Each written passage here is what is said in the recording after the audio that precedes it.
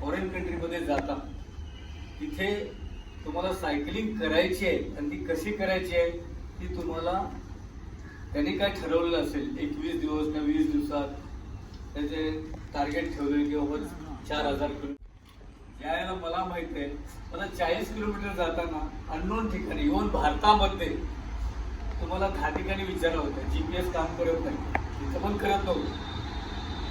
मग 10 वेळा विचारलं होते की इथे तुम्ही फार मास्टर आणि तिथे गेल्यानंतर का खेळताना विचार अरे हा रस्ता कुठे जातो, अरे तो एक एक प्रत्येक किलोमीटरला तुम्हाला विचारून ते 40 किलोमीटर गेलो. अरे आगो बाबा बरं तुम्ही रस्ता चुकलो होतो इकडे तिथे तुम्हाला रात्री बेरात्री तुमच्यासमोर एकच ध्येय असतं. तर ह्या लोकांनी जे काही खरोखरच एक्सपिरियन्स घेतलेला आहे ते आता त्यांच्या तोंडातनं आपल्याला ऐकवत आहे. त्यामुळे मी आज जे कोणी आपलं नरेश आहे, बिपिन आहे, अजून आला तो अनुभव ऐकणं नुसतं तो ऐकू नका, ऐकल्यानंतर तो प्रत्येकाने, कारण कसं आहे की ही गोष्ट परत परत होणारी नसते आयुष्यामध्ये. मी काहीतरी केलं की आणि जे those who are fit to do that त्यांनी तो अनुभव घ्यावा आणि त्या तशा प्रकारचं सायकलिंग करायचा प्रयत्न करावा असं मी सर्व सायकलिस्टला ज्यांची कॅपॅसिटी आहे त्यांना मी request. Thank you sir. Good morning सगळ्यांना and thank you everyone for support. कारण की विदाउट सपोर्ट म्हणजे राइडिंग तो माहिती है करना पड़ता है सारा, पर पीछे सपोर्ट नहीं होगा तो कुछ नहीं होगा, बैक सपोर्ट नहीं होगा तो कुछ भी नहीं होगा. और यूरोप में तो अलग चैलेंजेस है, वो तो सबसे टफेस्ट चैलेंज था मेरे लिए क्योंकि फर्स्ट टाइम जिस चीज़ को मैं वहाँ पे बोल रहा हूँ कि this is my first ride out of India, वो वहाँ पे बोल रहे हो मतलब कैसे क्या प्लान किया वो. तो एक टफ मतलब मेरा डिसीजन था कि करना है जो 6-7 ईयर से था कि माइंड में करना है नॉर्थ केप करना है. एंड नॉर्थ केप का एक्चुअली है क्या, तो वो मेरे टाइप का राइड है, एंड्योरेंस राइड, अपना खुद चलो रूट फॉलो करो ऐसे काइंड ऑफ. पर वहाँ पे राइड करना एक चैलेंज ही था अलग ही, जो starting from the Italy first 2 days almost venue यहाँ पे था और स्टे हमने बुक किया था 14 किलोमीटर. हमें 14 किलोमीटर लगा था कि बहुत ईजी है वो उधर हो जाएगा. देख रहे हैं 14 किलोमीटर का तो घाटी है पूरा टॉप पे जहाँ पे इटली का फेमस रेस होता है उसमें से सबसे टफेस्ट क्लाइंब था. तो वो क्लाइंब करके पूरा बैकपैक लेके ऊपर जाते थे. 2 दिन तो वैसे ही गया नहीं अप डाउन और इवेंट के लिए आने के लिए. जैसे ही स्टार्ट किया 4000 तब तो अपने यहाँ पे जैसे कि सबके साथ राइड करना, बड़े रोड पे राइड करना, वो कंसेप्ट पहले टर्न में ही खत्म हो गया. जैसे ही बाइसिकल रूट में चले गए इटली में, जैसे ही स्टार्ट हुआ वैसा नदी किनारे से रूट था. रूट बहुत अच्छा था और बारिश चालू हुआ, ठंड वाला. तो फटाफट से जैकेट वगैरह पहन लिया और सब लोग चले गए. तो उस पैच में लगभग 350 राइडर थे क्योंकि 2 उसमें स्टार्टिंग पॉइंट थे, एक इटली से एंड बर्लिन से जर्मनी से. तो 2 स्टार्टिंग पॉइंट थे. तो दूसरा स्टार्टिंग पॉइंट 5 दिन के बाद था 31 को एंड ये 26 जुलाई को था. तो जैसे ही स्टार्ट हुआ तब तो सब लोग ऐसे फ्लो में चले गए कि मज़ा आ रहा है, बहुत मज़ा आ रहा है. फिर उसके बाद जैसे स्प्रेड होना स्टार्ट हो गया क्योंकि रूट ही ऐसा ही टफ कि आपको खाने पीने का ऑप्शन नहीं मिलेगा वहाँ पे. अपने जैसे जहाँ पे रुक लिया, मन किया वहाँ पे रुक के खाना खाया या कुछ ना कुछ ले लिया या तो फिर किसी से बातें करें. वहाँ पे सिर्फ रेस बोले तो वहाँ पे पूरा कंसेप्ट ही चेंज होता है. सब लोग भागने ही लगते ना किसी से बात करें. कोई ग्रुप था 3-4 राइडर का, क्योंकि रोड ही इतना ही था, इतने रोड से बाइसिकल रूट से ढंग से 2 एक लेन जाने के लिए, एक लेन आने के लिए. और उसमें रनर्स भी थे, काफ़ी लोग देखे मैंने कि वहाँ पे स्पोर्ट्स प्रैक्टिस करते हुए. तो वो एक अलग सा फील था. माउंटेन के ऐसे दोनों साइड पे माउंटेन और उसके नीचे से हम साइड पे नदी और हम जा रहे हैं नदी के साइड पे. तो नदी के साइड पे जा रहे हैं तो जाते फिर रोड भी धीरे धीरे नैरो होने लगे, छोटे होते. फिर अपने यहाँ पे जो आदत था अरे लोगों को देखने का वो फिर गया, पूरा चेंज हुआ.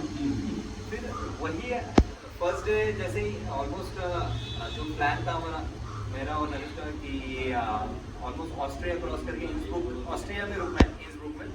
सबका वही टारगेट था. पर जो 80 किलोमीटर के बाद जो टारगेट था 80 से 180 तक, मतलब ऑलमोस्ट 100 किलोमीटर का प्राइस था। विश्ववाइज को पता है कैसा था, स्लाइटली इंक्लाइन, जैसे कि अपना न्यू वेदर स्टाइल है, धीरे धीरे धीरे धीरे इंक्लाइन करेगा। और वो इतना किलिंग क्लाइंब था ना, ऑलमोस्ट 100 किलोमीटर का क्लाइंब है डे में।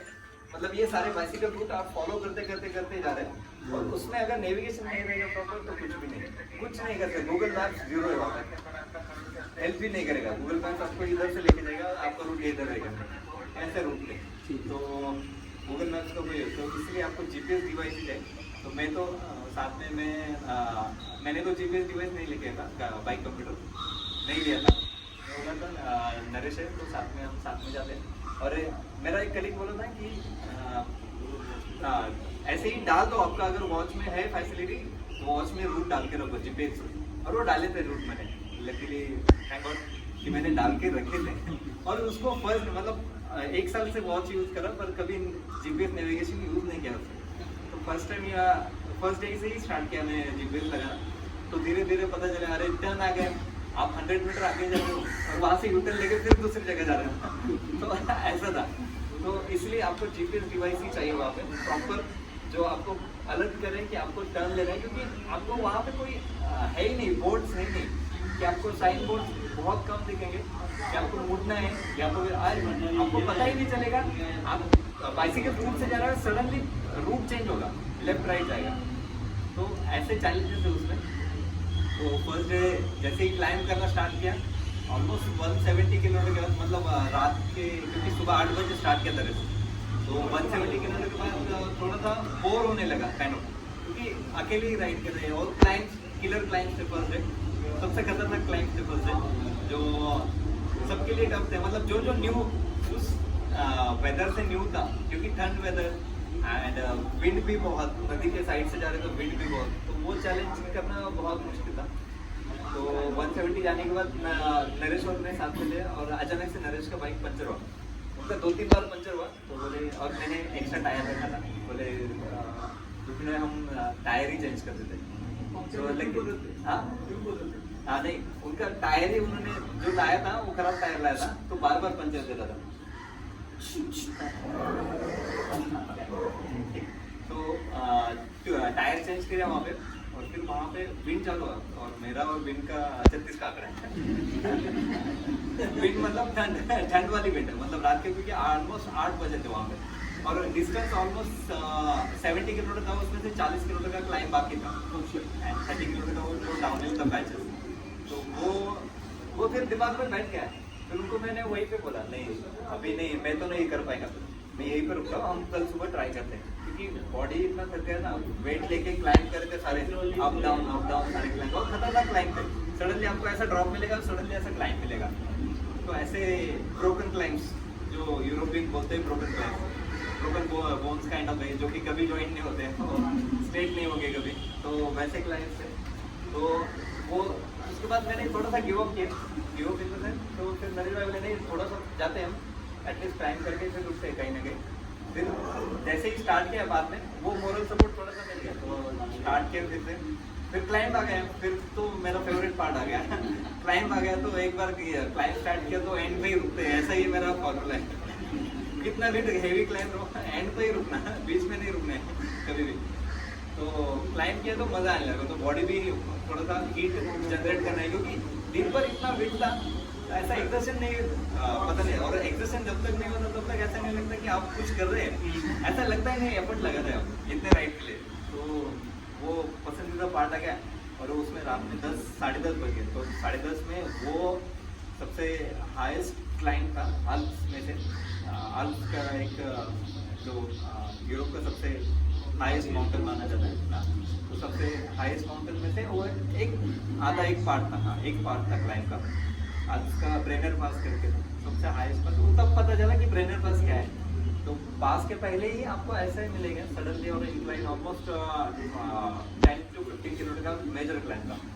और सडनली रात में 11:30 बजे रहेंगे, तो सडनली क्लाइंब जस्ट 8 किलोमीटर बाकी रहेगा, तो भी हमें लेडी राइडर वहाँ पे स्लीपिंग बैग निकाल के सोते हुए देखा, रात में ही अकेली। तब हमने उनको पूछा भी कि आपको कुछ हेल्प चाहिए क्या, हम नहीं चाहे तो साथ में हम धीरे धीरे जाए। बोले नहीं आई एम ओके। तो इतना कंफर्टेबली राइड करते हैं वहाँ पे फीमेल राइडर भी, मतलब सेफ्टी बहुत है वहाँ पर, ऐसा कोई अनसेफ पार्ट नहीं है। जो कि 3-4 दिन ऐसा लग रहा था कि अरे नाइट में राइड कर रहे हैं, कहाँ पे रुके, तो ऐसा बहुत चैलेंजेस था। तो फर्स्ट डे जैसे ही ब्रेनर पास किया और फिर ऑस्ट्रिया आता है, एग्जैक्टली बॉर्डर ऑस्ट्रिया का, तो वहाँ से डाउनहिल था, पता था 30 किलोमीटर का डाउनहिल है, और वो नाइट में था, बारिश था, तो सोचा कि अभी तो आराम से जाएंगे, पर जा रहे बीच में ही क्लाइंब आ रहे तो वो भी कवर नहीं हो रहे। रात के 2 बजे फर्स्ट डे कवर करने का, मतलब सुबह 8 से रात के 2 बजे तक, वो एक सबसे टफेस्ट पार्ट था फर्स्ट डे का, जो कि मतलब नहीं आज तो ऑस्ट्रिया पहुंचना ही है इसको। और लिटरली वो जो हमारा जो डिसीजन था ना, वो हेल्प किया हमें, नहीं तो वहाँ से अगर मैंने जहाँ पे गिव किया ना, वहाँ से वो पैच अगर दूसरे दिन करते ना, तो आगे जाके डिस्टेंस नहीं कवर कर पाते। तो लिटरली हमने 1:30 बजे इस बुक करके टाउन है, तो वहाँ पे गए, और जैसे अपने यहाँ के आदत, टाउन नहीं, कोई नहीं, लोग नहीं है, मैं गूगल मैप देख के हम स्टे के लोकेशन देख रहे हैं, तो वैसे ही जा रहे हैं, और गूगल मैप बीच में ही भटका रहा है। तो एक जगह पे गया, 2 जगह पे, तीसरे जगह पे उसने भटकाया, हमने टर्न लिया और उसने भटकाया, मतलब नहीं अभी इसका नहीं फॉलो करना जहाँ से उसने टर्न बोला ना वहाँ से। तो हमने वो वहाँ पे जो ट्रैफिक के लिए उन्होंने सर्कल बनाए, तो सर्कल ले रहे थे पहले, पर बाद में जैसे वो दिमाग में बैठ गया ना, अरे क्यों नहीं आ रहा है तो 3 ही किलोमीटर, पर वो आ ही नहीं था। तो फिर वहाँ पे फिर हमने अपना जो स्टाइल था रॉन्ग साइड लेने का वो रॉन्ग साइड का निकाल दिया। जैसे ही रॉन्ग साइड निकाल के दूसरे टर्न पे आ गए, वहाँ पे मतलब ऑलमोस्ट 50 मीटर का पैच था बस वो सर्किट। उधर से एक ऑफिसर लेडी आ गई मतलब पूरे कार के साथ 2 ऑफिसर लेडी थी, बहुत बड़ा साइरन लगा के पहले दिन ही बेल्टिंग क्योंकि पता ही नहीं कल्चर कैसा है, तो पहले दिन ही बेल्टिंग वहाँ पे बोले डोंट डू दिस। हमने बोला कि हम थोड़ा सा रास्ता भटके, यहाँ पे जाना है, बोले नहीं डोंट डू, ठीक है। उसके बाद जो रूल फॉलो किया वहाँ जहाँ पे स्टॉप है स्टॉप, आगे नहीं जाने पर ट्राई कर रहा हूँ, पर जो सराउंडिंग है ना लोग चाहते तो बहुत हो, जो वहाँ पे जो चीज देखा तो जो चीज देखा था वहाँ पे वो यहाँ पे हो सकता है, बस लोगों में थोड़ा सा बदलाव चाहिए, मतलब खुद को करना है। वहाँ पे लोगों को ऐसा नहीं कि गवर्नमेंट करवा रही, गवर्नमेंट तो करवा रही है, पर वहाँ पे लोगों को करना ही है, उसके अलावा जिंदगी है ही नहीं उनकी, तो ये माइंड में ही है उनके लाइफ का पार्ट है। तो फर्स्ट डे किया, second day and third day ऐसा किया। सेकंड डे हमारा चेक पॉइंट था 389 किलोमीटर के बाद, तो मतलब फर्स्ट डे का 215 किलोमीटर, तो सेकंड डे तो वो कवर करते करते रात के 8 बज गए। जैसे ही चेक पॉइंट पे पहुंचे, फिर खाना खाया नहीं था, तो खाना खा लिया, वहाँ पे एक मैगी वगैरह मिल गया, तो वहाँ पे खा लिया, क्योंकि वहाँ पे खाने का ऑप्शन ही नहीं मिलता था जैसे रेस्टोरेंट, और जाओ तो कितना जाओ, वहाँ पे कॉस्टिंग ही उतना वैसे है, तो जो भी जाओ सुपर मार्केट में जाओ ना और ले लो, जितना चाहिए उतना ले लो और खा लो, क्योंकि सस्ता वही था एंड इजीली अवेलेबल था स्टार्टिंग में। फिर जैसे ही म्यूनिख का चेक पॉइंट क्रॉस किया, फिर उसके बाद नरेश आगे गए थोड़ा, और मैं पीछे, मतलब क्योंकि खाना खाया था तो थोड़ा सा नींद आया, फिर दिन भर राइड कर रहे थे, तो कुछ रेस्ट नहीं लिया था, तो नींद आ गया।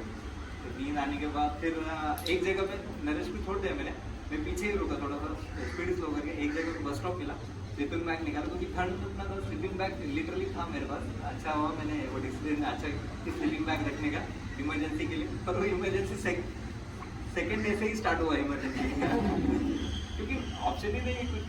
टाउन 8-9 बजे के बाद आपको बंद मिलेंगे सारे, ना कोई रेस्टोरेंट ओपन मिलेगा, ना कोई लोग दिखेंगे, 6 बजे बाद लोग भी नहीं दिखेंगे ऐसा। और इवन डे लाइट में भी लोग कोई बाहर निकलते ही नहीं, जैसे हमने यहाँ पे आ रहे हम चलो निकलो साइकिलिंग के रूट के अलावा कहीं बार दिखे ही, और वहाँ पे बहुत कम, तो वो चैलेंजेस थे अलग अलग तरह।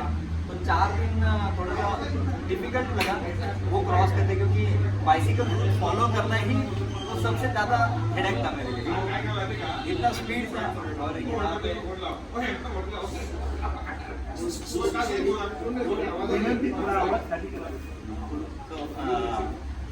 तो 4 दिन वही कि अडेप्ट करने में थोड़ा दिक्कत हुआ कि कैसे बाइसिकल रूट फॉलो, और ऐसे ऐसे रोड थे ना, ऐसे ऐसे टर्न थे उसके बीच में, और पूरा फॉरेस्ट रोड से जा रहे, तो 3-4 दिन बहुत ज्यादा सीनरी दिख लिया और फिर बाद में वही सीनरी हेडेक बनने लगा अरे अभी देखे तो कितना देखे तो ऐसे तो हर दिन ही पहले था तो कंट्री साइड खूब था इसलिए फिर बहुत डिफिकल्ट था उसमें राइड करना डिफिकल्टी विंड भी बहुत था और वो पैच ही आदत ही नहीं यहाँ पे राइड करने का तो इसलिए स्पीड नहीं मिलता था तो 100 किलोमीटर कवर करने के लिए अगर 6 बजे स्टार्ट करो तो 1-2 बज जाता था ऊपर के 100 किलोमीटर कवर करने यहाँ पे जैसे 4 घंटे में हमने खत्म कर लिया 4.5 घंटे में मैक्सिमम तो वहाँ पे डबल होता था तो वो भी थोड़ा सा दिक्कत था कि कैसे कवर अप करेगा पर बाद में जैसे 4 दिन के बाद अडेप्ट किया क्योंकि तीसरे दिन के बाद फिर मैं अकेला ही राइड किया क्योंकि 3rd डे खाना नहीं खाया था तो ढूंढ रहा था मैं शाम को क्योंकि ड्राई फ्रूट पे चल रहा था ड्राई फ्रूट पे कितना ही चलेगा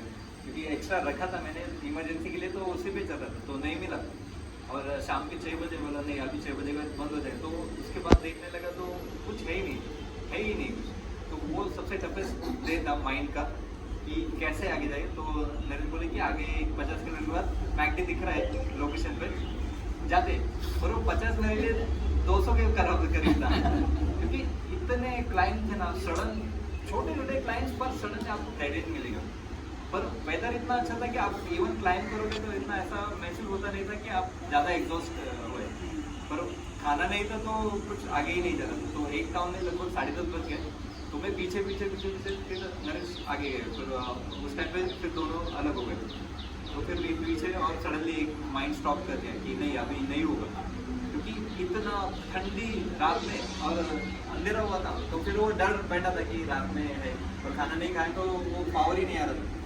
तो लिटरली एक टाउन में मतलब टाउन के गांव में मेरे को फायर ब्रिगेड का एक स्टेशन दिखा वहाँ पे स्टेशन के वहाँ पे कोई नहीं था मतलब सारा बंद था कोई बाहर नहीं तो मैंने स्लीपिंग बैग निकाला और स्टेशन के साइड पे ऐसे फर्श था और विंड आ रहा था उसी फर्श पे सो गए पर वो जैसे मतलब उस दिन मेरे को काइंड ऑफ हेलुसिनेशन हो रहा था मतलब नाइट में स्लीपिंग बैग में सोने के बाद बीच में मैं ऐसा उठ के खड़ा हो रहा था और मैं रुको बोल रहा था कोई तो ऐसा मेरे को लग रहा था कि कोई तो मेरे को उठा रहा है वहाँ क्योंकि अपने यहाँ पे ना अरे उठ जाओ निकल जाओ ये ऐसा वो माइंड में था और वहाँ पे कोई करने वाला नहीं था तो ये बीच में उठते जा रहे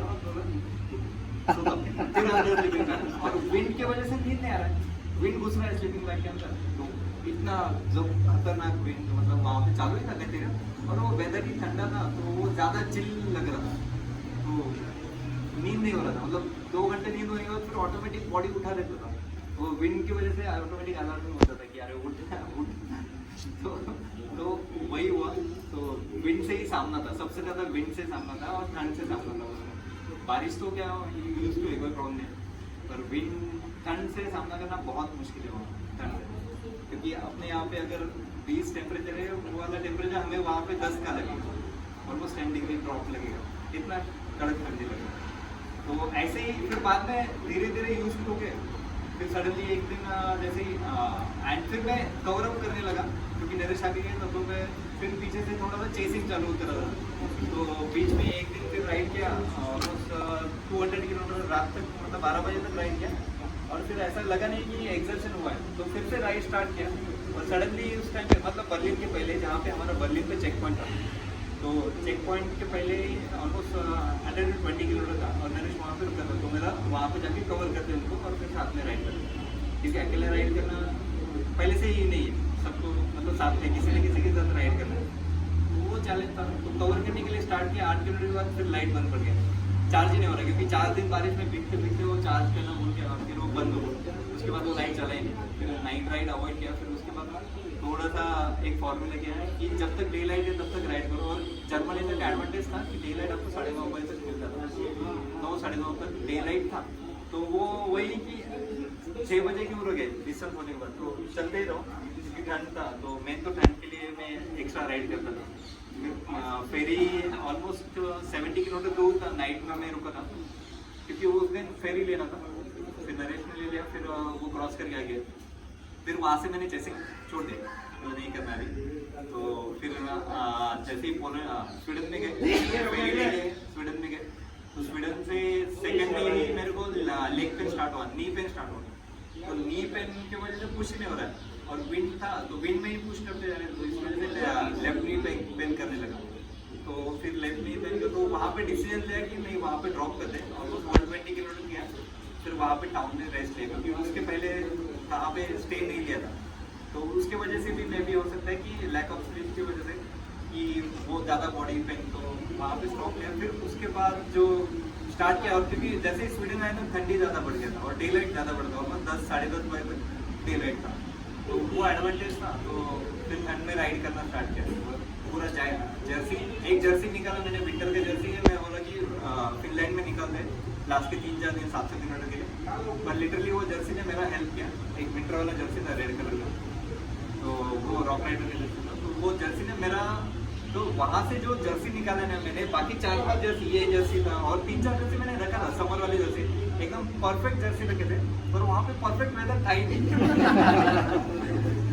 बोला ये जर्सी ये पहनेंगे ये दिन, तो ये चेंज करेगा, क्योंकि वो जर्सी से यूज टू था। पर इतना ठंड था, पूरा दिन ठंड, मतलब मेरे लिए तो ठंडी था, कोल्ड ही था। तो मैं वो जर्सी जो स्वीडन में पहुंचने के बाद जो निकाला मैंने डायरेक्ट, इवन मैंने डायरेक्टली जब फिनलैंड आया तभी निकाला मैंने, फिर से रिटर्न आया फिनिश करके। ऑलमोस्ट 10 दिन वो जर्सी मैंने निकाला ही इतना विंड में। और वहाँ से फिर चैलेंजिंग था, स्टे मिलना अवॉइड, मतलब बहुत मुश्किल था स्वीडन से तो ऑलमोस्ट स्वीडन के जर्मनी तक आपको बाइक रूट मिलेंगे, उसके बाद आपको बाइक रूट नहीं मिलेंगे। तो स्वीडन से जैसे स्टार्ट हुआ आपका मेन रोड पे आता है, मेन रोड मतलब state highway kind of, single lane आने के लिए सिंगल लेन जाने, तो वहाँ पे साइकिलिस्ट को अलाउड है। पहले स्टार्ट में लगा कि अरे यहाँ पे कैसे अलाउड, मतलब क्योंकि मेन रोड तो नहीं, तो इसीलिए फिर बाद में थोड़ा एडप्ट कर लिया बॉडी ने कि नहीं यही रोड है, सिंगल लेन वाला है, तो उस पर राइड कर सकते हैं, तो कोई प्रॉब्लम नहीं। तो पर उसमें एक कल्चर दिखा मेरे को उस टाइम पे स्वीडन में, कि कोई भी पीछे अगर रहेगा कार या बाइक वगैरह, तो जब तक आप चल रहे हैं ना आपके पीछे ही रहेंगे, आगे आपको क्रॉस करके नहीं जाएंगे, अंटिल अनलेस आपको इशारा दो आप जाओ करके। तो लिटरली मैं बोलता था लोगों को आप जाओ, और इवन वो जाते वक्त ना पूरा रोड का लेन चेंज करके और क्रॉस करके जाएंगे।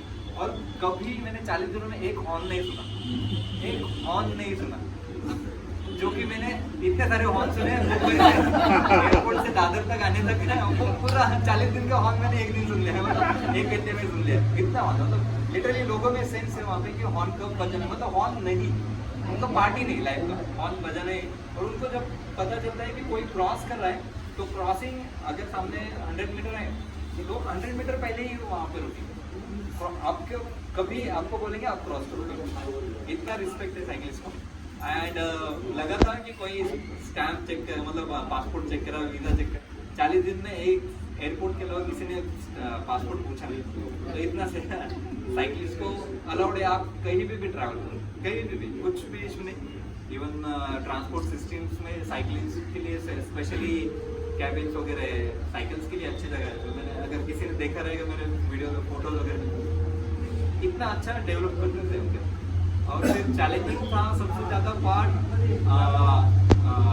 जैसे जैसे स्वीडन हाफ से क्रॉस करके, स्वीडन का ऑलमोस्ट 1800 किलोमीटर था, तो 1800 में से 700 तो खत्म हो गया, और फिर बाद में बाकी था चेक पॉइंट था, एक ग्रैना करके एक म्यूजियम था, तो वहाँ से फिर रात में फिर ठंड बढ़ने लगा, जैसे जैसे नॉर्थ की तरफ जा रहे, तो ठंड के लिए ऑप्शन मेरे पास एक ही, या तो अर्ली सो जाओ, या तो स्टे देख के सो जाओ, या तो फिर राइड करो, कुछ कर नहीं सकता, ऑप्शन ही नहीं, रोड पे कुछ है ही नहीं, तो मेरे पास ऑप्शन था राइड करने का। तो फिर मैंने राइड बढ़ा दिया, ऑलमोस्ट 11-12 बजे तक राइड करने लगा, और वो कंफर्टेबली राइड, क्योंकि वेदर ही इतना अच्छा था। एक्सर्शन अभी कभी आपको कभी महसूस ही होगा नहीं उस रोड पर, क्योंकि इतना ग्रीनरी से रूट जाता है वो, एंड विंड चालू है, इवन आपका स्वेटिंग भी नहीं होता। तो इसलिए मैं जर्सी एंड शॉर्ट्स पहन के लगभग 4 दिन तो कम से कम राइड करता था, एक ही जर्सी एक शॉर्ट्स में, उसी में। और बॉडी जैसे ही गर्म है, वो एक ही फॉर्मूला, बॉडी जब तक वार्म है, नाइट में 11 से 12 बजे तक बस स्टॉप्स देखो, बस स्टॉप्स वहाँ पे क्लीन थे, एकदम परफेक्ट बस स्टॉप, कोई प्रॉब्लम नहीं। कुछ बस स्टॉप है पर कुछ कर ही नहीं सकते आपको, या तो वहाँ पे ऑप्शन लेना है, या तो फिर आगे जाके ठंड में काइंड ऑफ। तो बस स्टॉप देखता था 11 से 12 बजे तक, और फिर वहाँ पे स्टे करता था, क्योंकि स्टे ऑप्शन ही नहीं मिल रहे थे, और वो प्लान ही नहीं कर सकते उस रूट पे। अगर आप फर्स्ट टाइम जा रहे हैं तो प्लान ही नहीं, विषय में कुछ पता है, प्लान ही नहीं, स्टे मिलना ही ऑप्शन नहीं है आपको। एंड खाना पीना स्वीडन में है तो आपको बहुत कम जगह, क्योंकि सुपर मार्केट आपको ऑलमोस्ट एक 5-6 टाउन के बाद एक टाउन में कोई तो मिलेगा, और जो कि 60-70 किलोमीटर के बाद आपको ऑप्शन मिलता है। कई गए फिर जैसे जैसे मिड स्वीडन के आगे गए तो उसमें फिर आपको तो 130 किलोमीटर तक आपको सुपर मार्केट नहीं है, और वो पता ही नहीं चलेगा मार्केट आएगा या नहीं आएगा।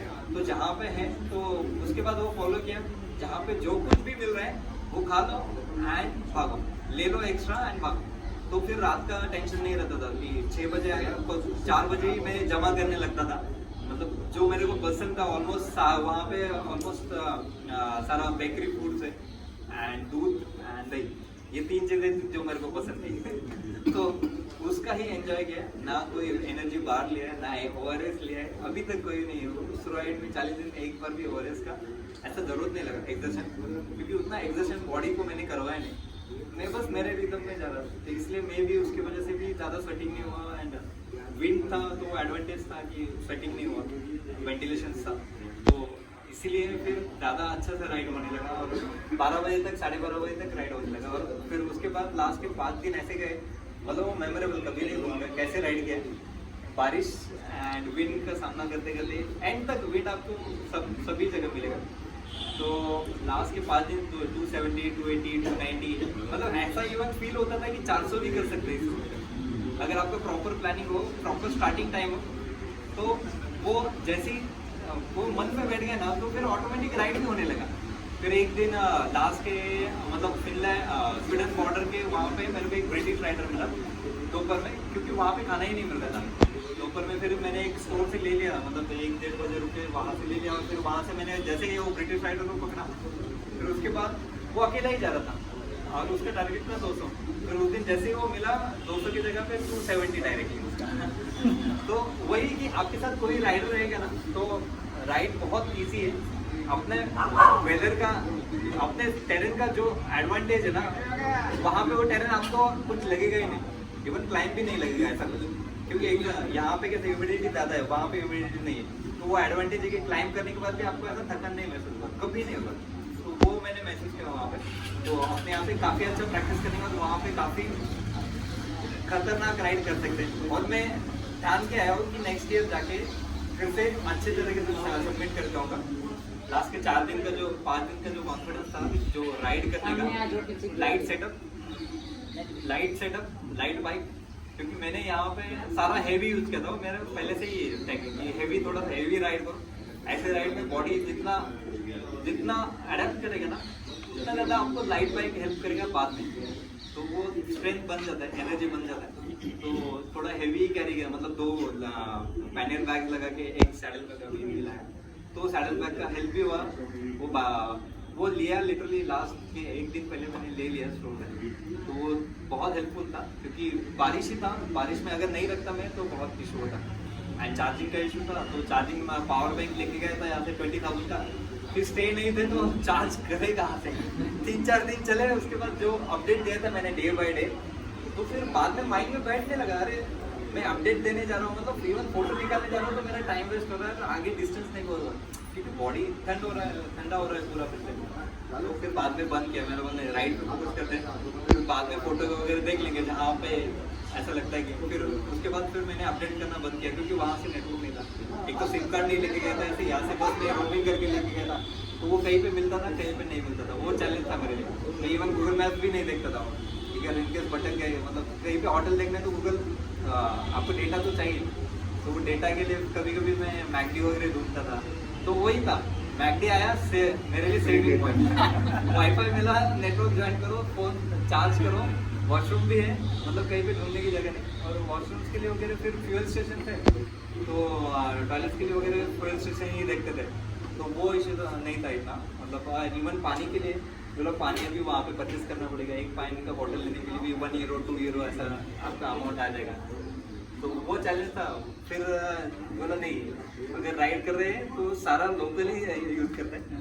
तो जो भी फर्स्ट डे थोड़ा सा, मतलब जहाँ पे इटली में स्टार्ट किया वहाँ पे पानी का थोड़ा सा अंदर, मतलब वहाँ पे कैसे पानी सारे टॉयलेट का पानी यूज़ करते हैं पीने के लिए, तो टॉयलेट कैसे फर्स्ट टाइम मैंने सुना था टैप वाटर से टॉयलेट का, मतलब टॉयलेट चले कैसे खेल मतलब पानी नहीं है वहाँ पे सेपरेट टैप वाटर। तो वो तो बाद में जो यूज्ड हो गया, फिर पूरा रॉ फूड रॉ, मतलब जो लोकल से सारा लोकल खा लिया।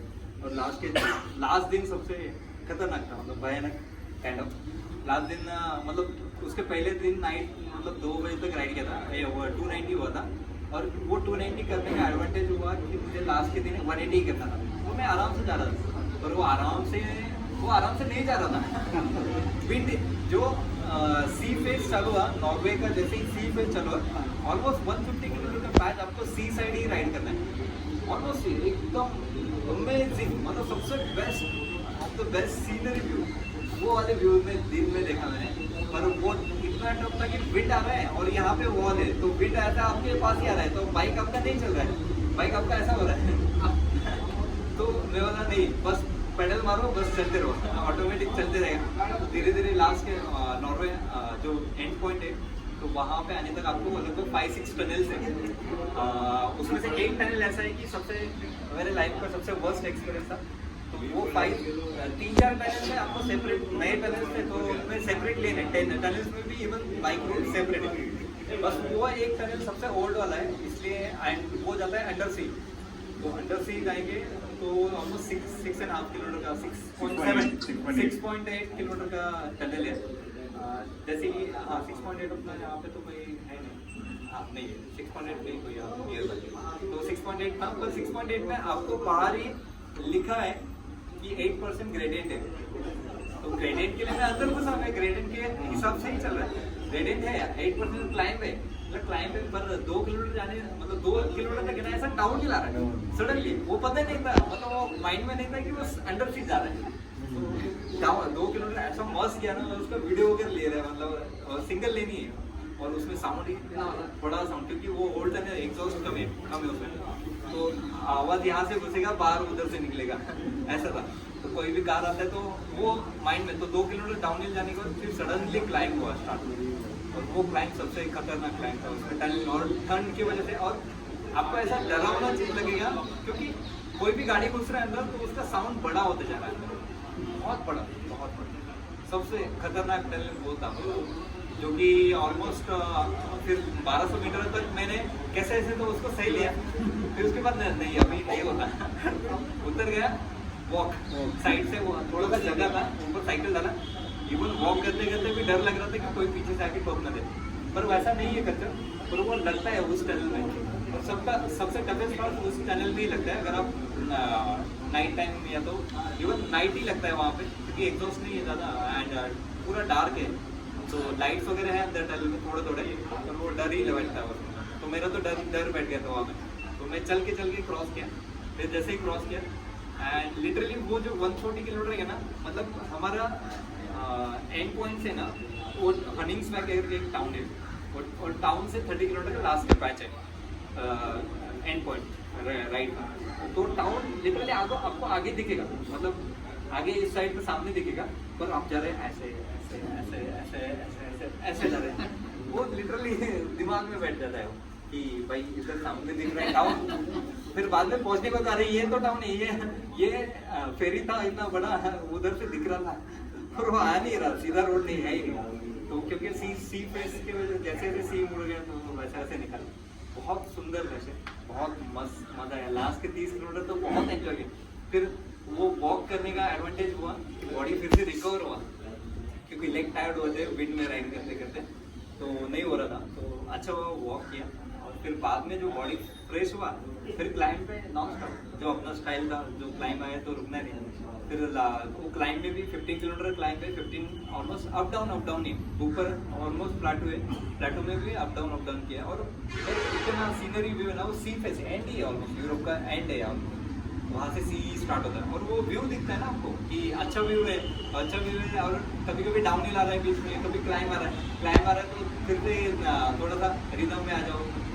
फिर वो मज़ा लिया 40 जो 18 दिन का जो लास्ट का जो समिट था ना, लिटरली 4-5 दिन ऐसा सनलाइट नहीं था, तो सनलाइट उस दिन मिला था 3-4 घंटे मैं जाने का।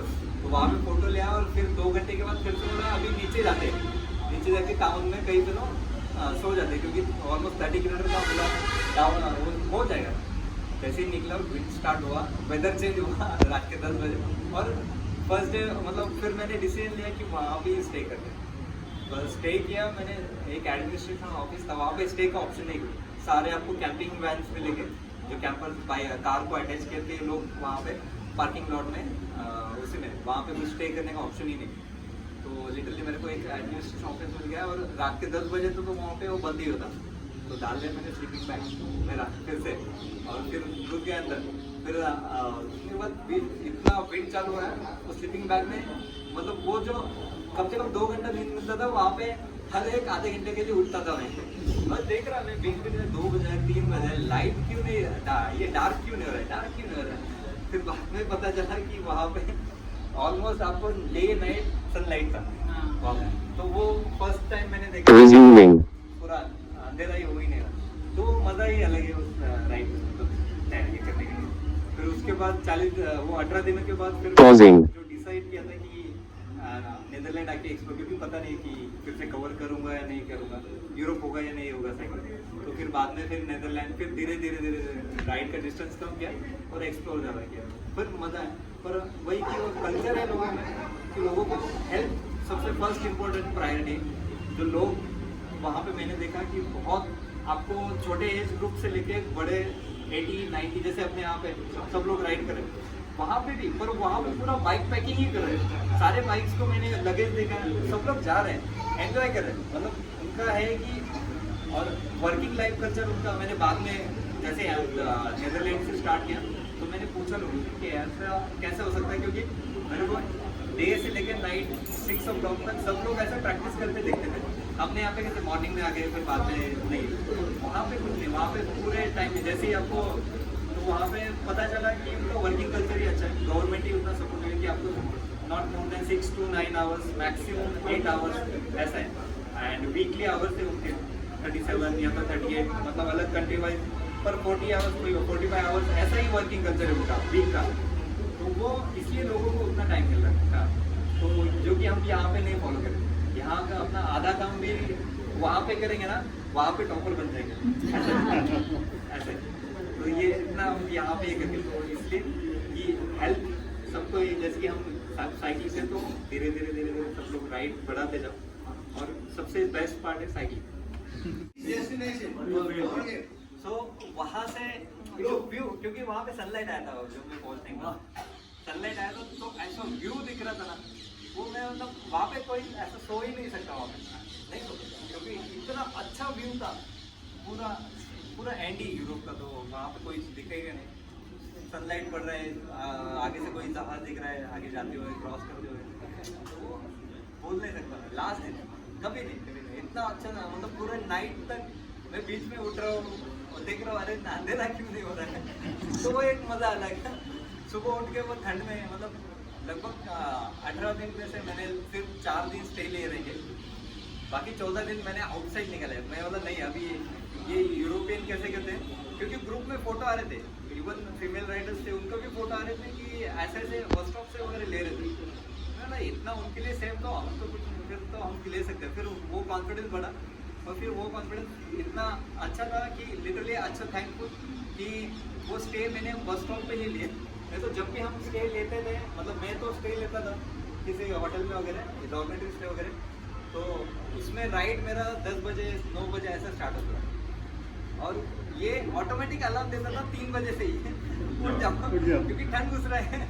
बीच बीच में उठाते तो 6 बजे मैक्सिमम। तो वही प्लानिंग अच्छे से यहाँ से करके जाएंगे, वो वेदर बहुत सपोर्ट है, और इतना अच्छा राइड होगा तो नेक्स्ट ईयर शायद मैं जाऊँगा फिर से, मतलब ये तय करके ही आया हूँ, नेक्स्ट ईयर जाऊँगा फिर से। पर इस बार मैं सोच रहा हूँ कि ब्रांड का सपोर्ट, क्योंकि जो नेक्स्ट राइड किया था मैंने नीदरलैंड से, पूरे स्टोर्स वगैरह वगैरह, मतलब मेरा राइड वहाँ तक पहुँचाने के लिए मैंने राइड किया था, लोगों से मिलना वगैरह। तो बहुत सारे लोगों से मिला मैं, जिनको ये राइड बहुत अच्छा लगा। और वहाँ पे राइडिंग कल्चर है, तो जो भी कोई मेरा आगे का नॉर्थ कैप का ये देखता तो ऑटोमेटिकली आता है बात करने के लिए कि कैसा था क्या था। इवन स्विट्जरलैंड में मैं गया, जहाँ पे DDLJ का पॉइंट है, वहाँ पे फोटो ले रहा हूँ, मतलब फोटो लेने के लिए कपल है, और मैं साइकिल लेके वहाँ पे गया। फिर वहाँ पे लोकल था एक बंदा, वहाँ पे पूछा कहाँ से है, बोले इंडिया से। बोला आज तक मैंने किसी साइकिलिस्ट को वहाँ पे नहीं देखा फोटो लेते हुए सारे कपल्स ही अभी तक देखे मैंने। और वहाँ पे उस स्टेशन के जहाँ पे डीजे का शूट हुआ था, उसी स्टेशन पे एक शॉप है, इंडियन शॉप है, मुंबई से एक कोई ओनर, तो वहाँ पे उसका शॉप है। तो लिटरली वो वहाँ पे रोड पे उसने लिखा है वड़ा पाव वगैरह, चाय वगैरह ऐसा लिखा है। तो मैं वो देख के वो अंदर गया मैं उसको मिलने के लिए, और वहाँ पे पूछा कि ओनर कहाँ पे, बोला ओनर अभी ट्रैवल कर रहे हैं, वो नहीं है, पर वहाँ पे लोकल हैंडल कर रहा था। तो उसने उसके पापा को बोला कि ऐसा ऐसा राइड करके आया। तो उसके ऑलमोस्ट 85 ईयर्स के थे। उनको इतना अच्छा लगा ना, मतलब उन्होंने फर्स्ट टाइम लाइफ में वहाँ पे साइकिलिस्ट किसी को देखा था कि वो इतना बड़ा इंडिया से राइड करके नॉर्वे जाके फिर स्विट्जरलैंड भी आ सकता है। किसी ने नहीं देखा। तो वो एक एडवेंचरस राइड था बहुत। स्विट्जरलैंड तो सबसे बेस्ट ही है राइड करने के लिए। तो नेक्स्ट टाइम कभी मैं प्लान किया तो स्पेशली स्विट्जरलैंड साइकिलिंग करके आऊँ स्पेशली। इतना अच्छा है कि फिर ज़्यादा कुछ शेयर नहीं कर पाए, पर बहुत कुछ देखा मैंने कि जो शेयर करना चाहूँगा। तो मैं जैसे जैसे राइड होता जाएगा धीरे धीरे एक एक पार्ट में शेयर, क्योंकि वो इमीडिएटली आएगा भी नहीं पार्ट ऐसा। पर बहुत अच्छा, बहुत मज़ा आएगा राइड करने में। Request mister senior scientist Gautam ji beautiful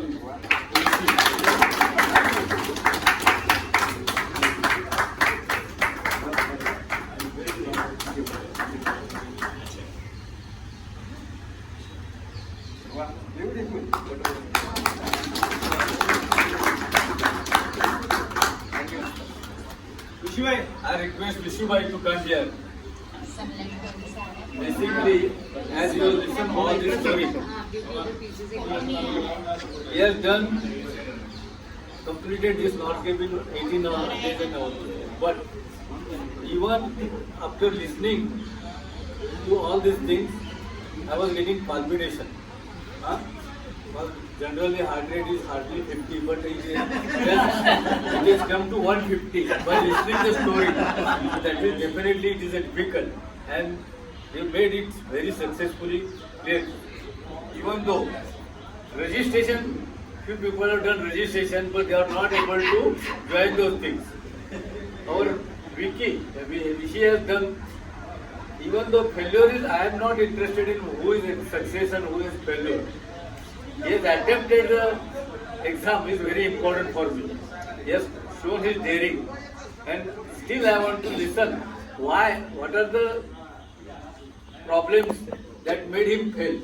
So I am interested in that. So next time when I try to go there, so I will have a lesson from his side. Journey थोड़ा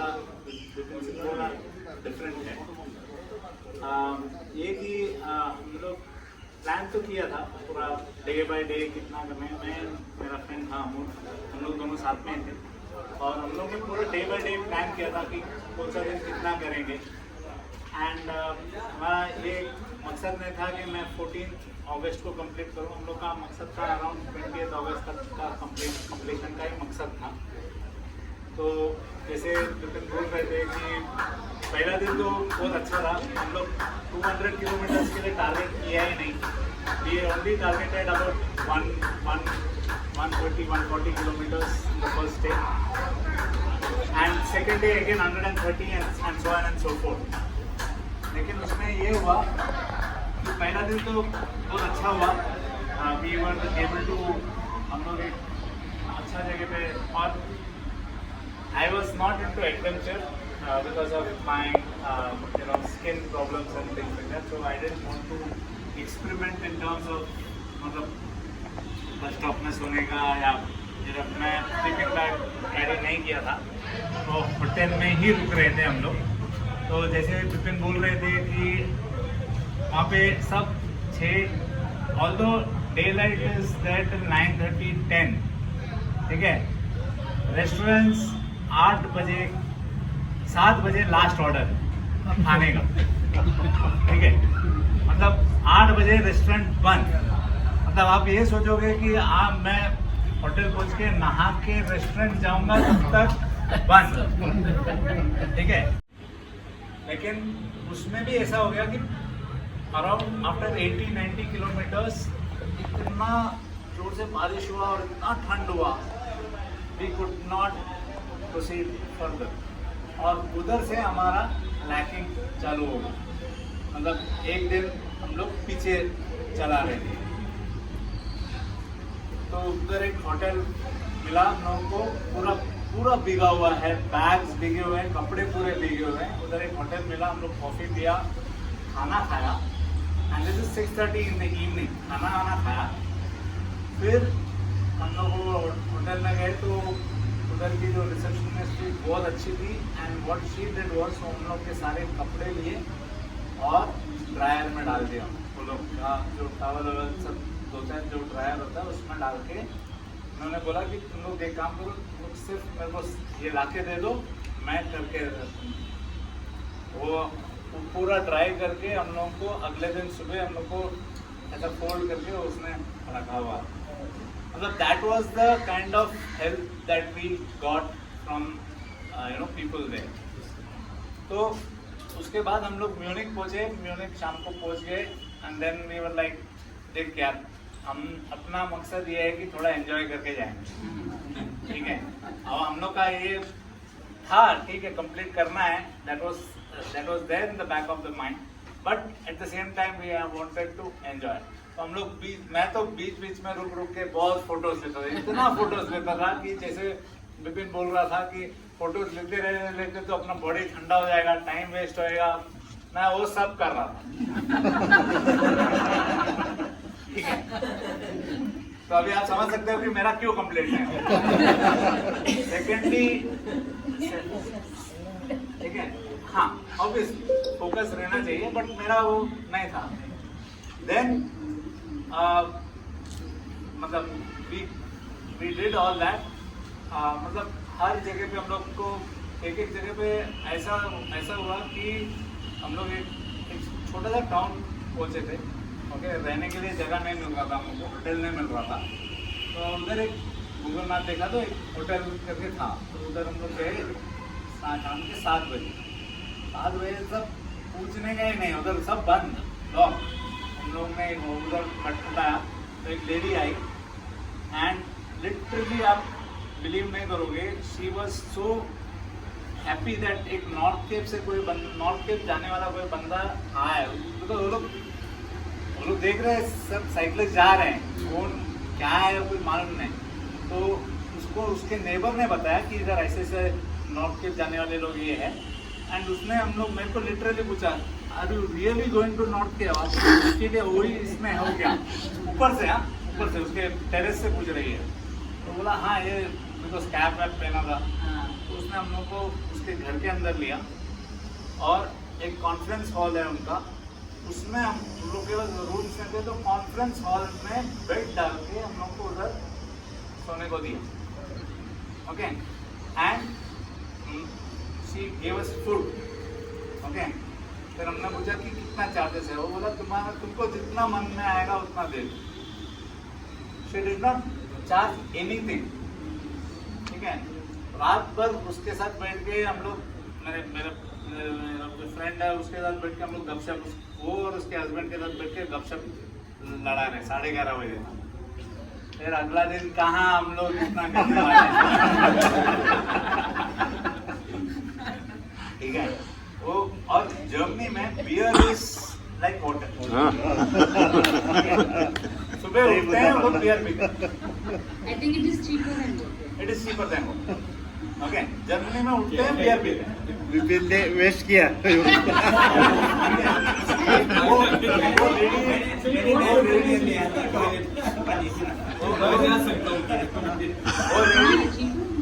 वो lady हम लोग को beer मग भर के लेके आ रही है, हम लोग पी रहे हैं और बातचीत चालू है। तो अभी आप समझ सकते हो कि हम लोग क्यों नहीं कंप्लेंट करते।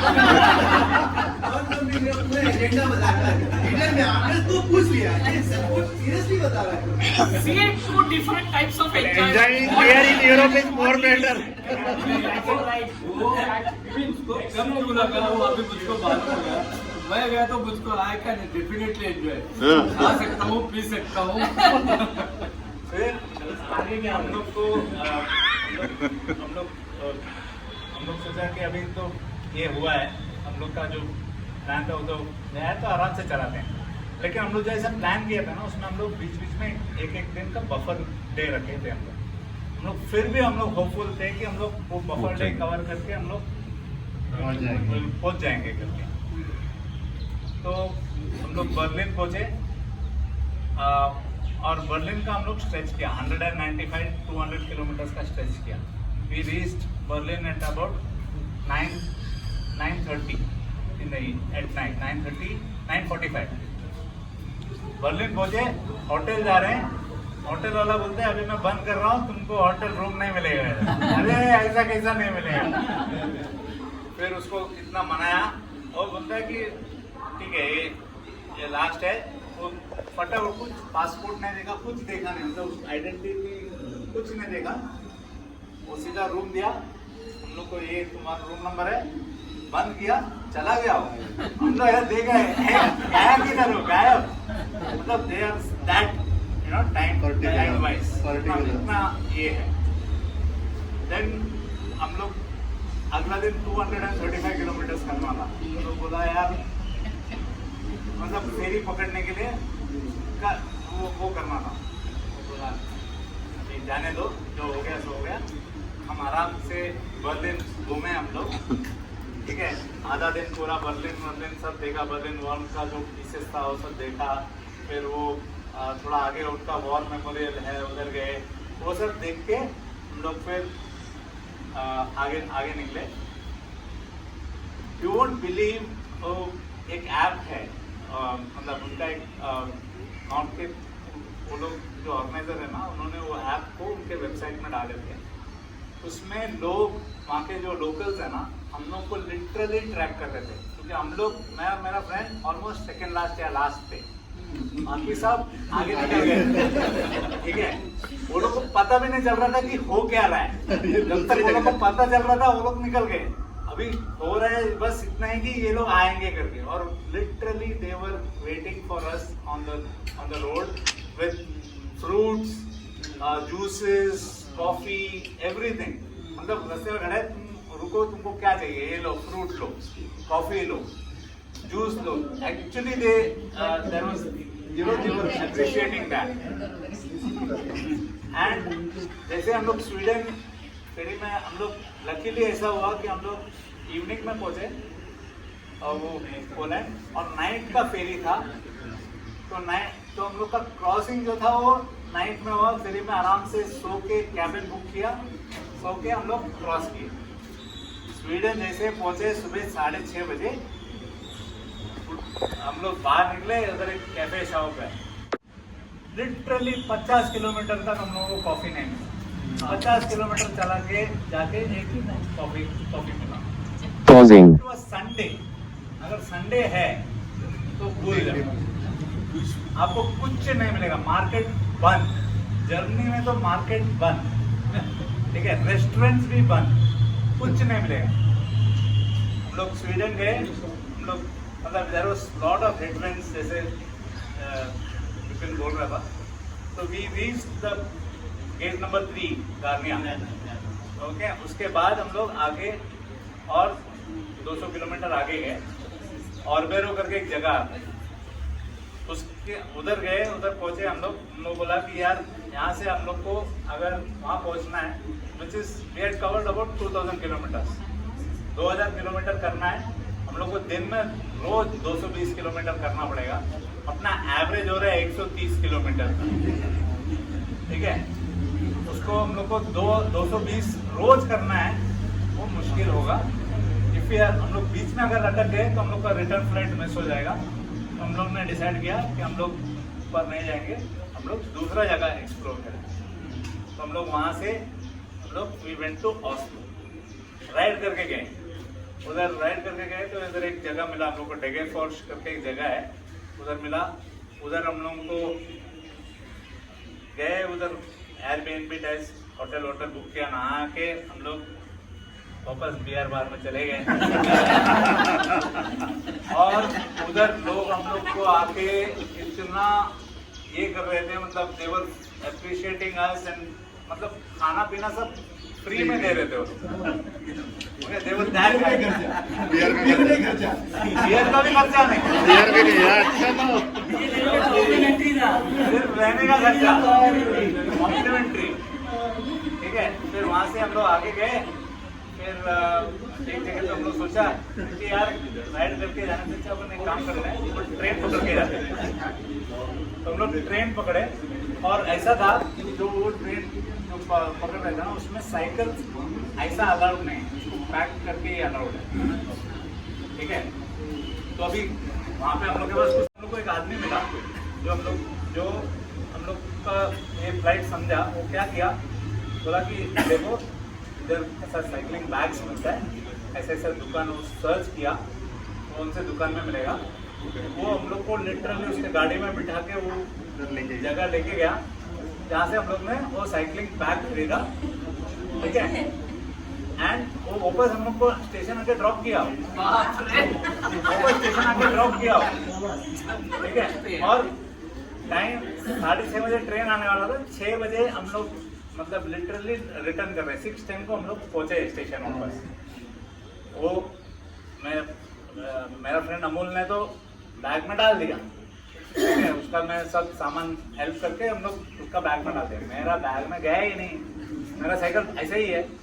तो अभी हम लोग टिकट बुक कर लिया है, तो हम लोग उधर गए। तो जो ट्रेन का कंडक्टर रहता है वो बोलता है कि मैं साइकिल अलाउ नहीं करेगा। मैं ऐसा देख रहा हूँ, नहीं अलाउ करेगा, तू बैग में डाल। अरे 2 मिनट है, तेरा ट्रेन निकलने वाला है। मैं बोला उसको एक काम करते हैं, मैं इसको ऐसे लेके जाता हूँ अंदर और ट्रेन के अंदर मैं इसको डिसमेंटल करके डालेगा। वो आएगा, मैं अगला स्टेशन में आएगा, अगर डिसमेंटल नहीं हुआ है तो बाप रे, मैं करेगा क्या। बैठ के ट्रेन का जो ऐसा जैसे अपन कंपार्टमेंट में अंदर घुसते हैं, वो दरवाजा जो रहता है ना, वो जो उसके बीच में जो जगह है उसमें साइकिल को डिसमेंटल करके वो बैग में ऐसे कैसे तो घुसा दिया।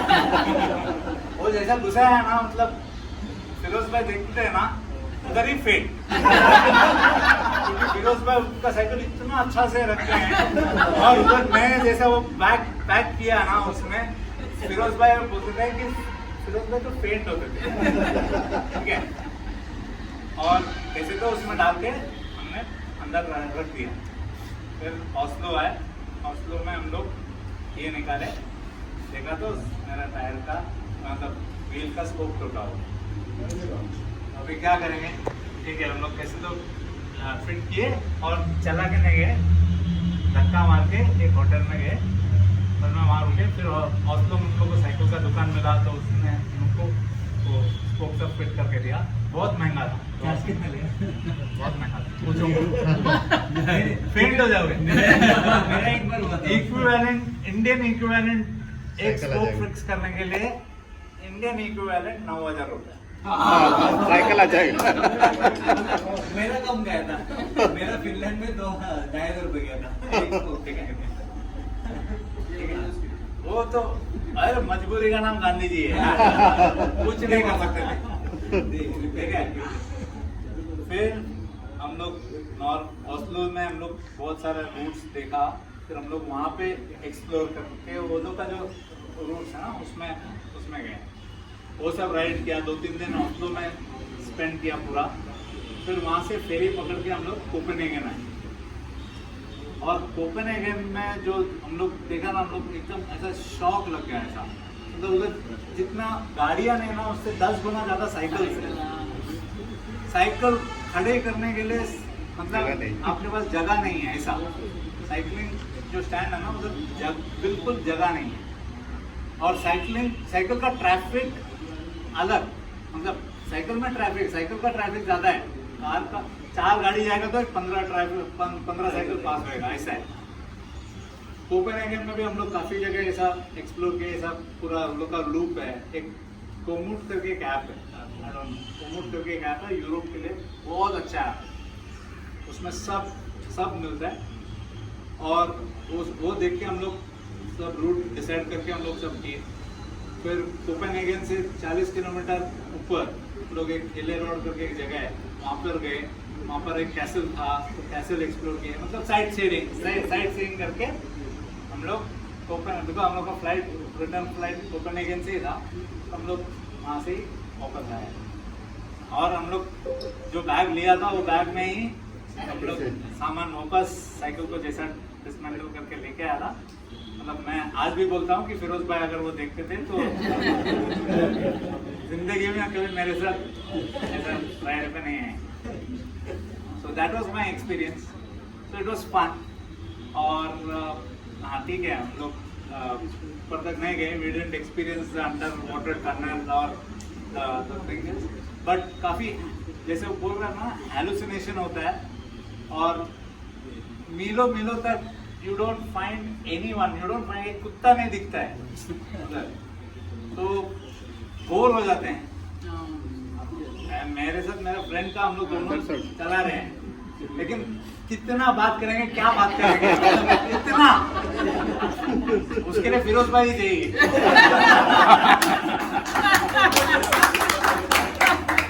नेक्स्ट ईयर और ऐसा है कि मेरा हैबिट और मेरे फ्रेंड का हैबिट, मैं अगर 10 वर्ड बोलता हूँ तो वो 1 वर्ड बोलता है।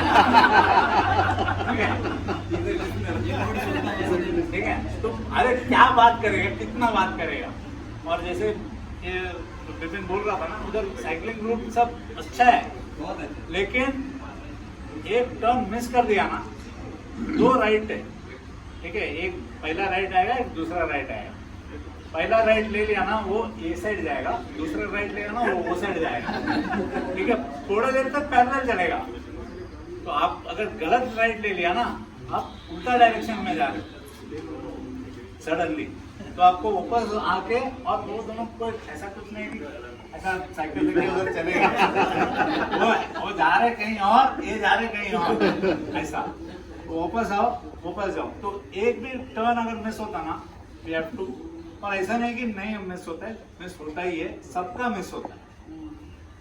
ठीक है, उसके लिए अभी मुझे पता नहीं, मतलब मेरे को विजय इंग्लिश सर से पूछना पड़ेगा, क्योंकि उन्होंने सब इसमें डाल के, मतलब ट्रेनर में उन्होंने प्रैक्टिस किया था, तो उसमें दिख रहा था क्या कैसे था करके, but it was a memorable.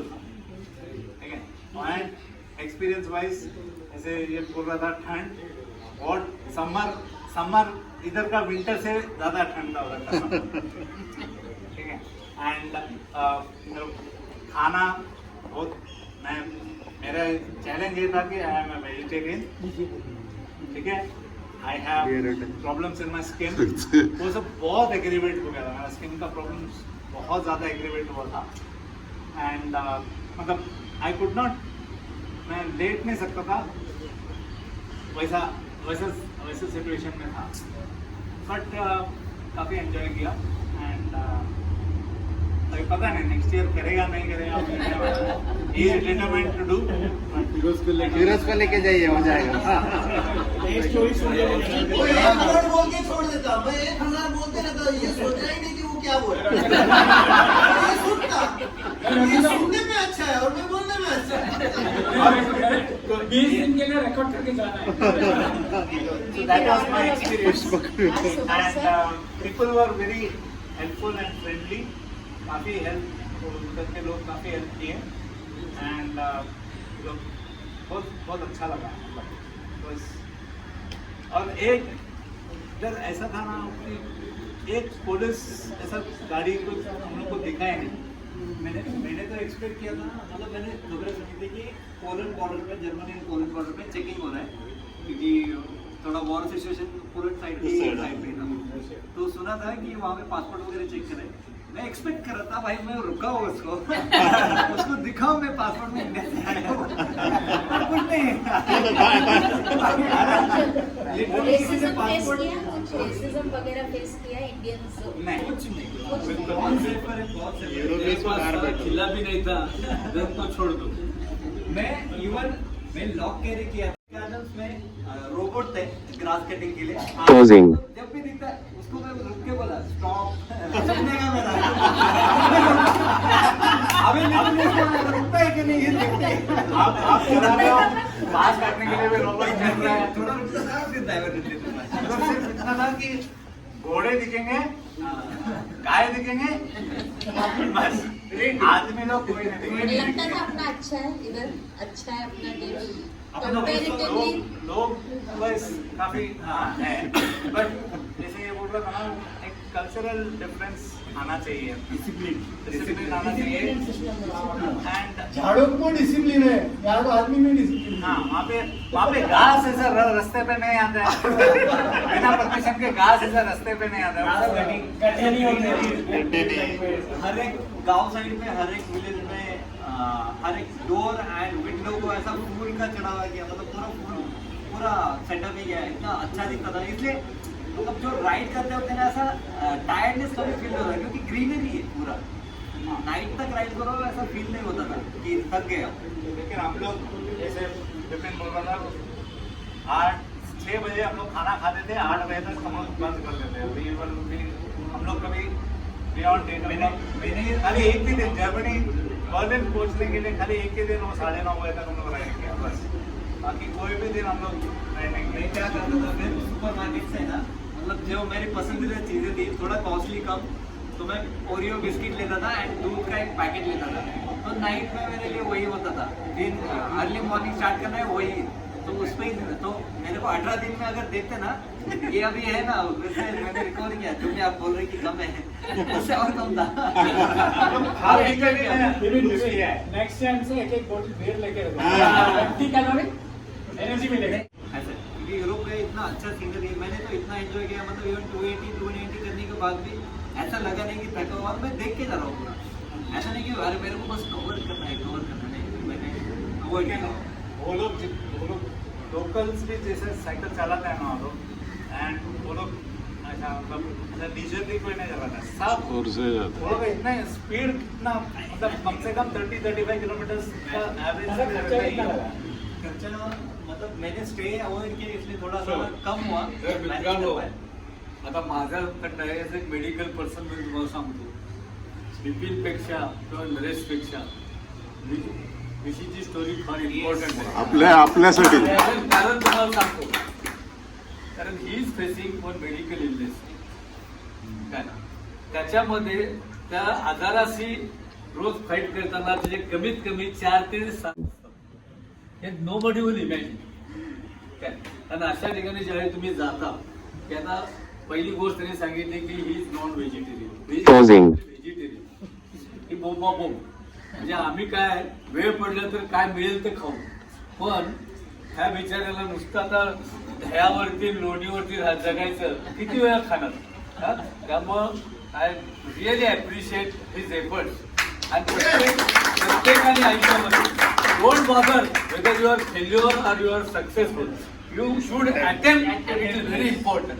एक बेस्ट विशेष देतो. रस्ते पे लोग निकलते हैं, साइकिल कर रहे हैं, या फॉरेनर्स सब आगे निकल रहे हैं। Pausing.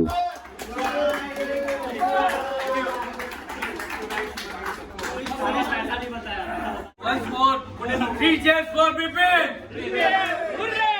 Hip hip! Hooray! Hip hip! Thank you.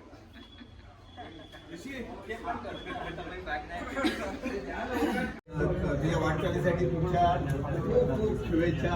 तुमच्या आहेच सगळ्यांची होती, त्याच्यामुळे मंगल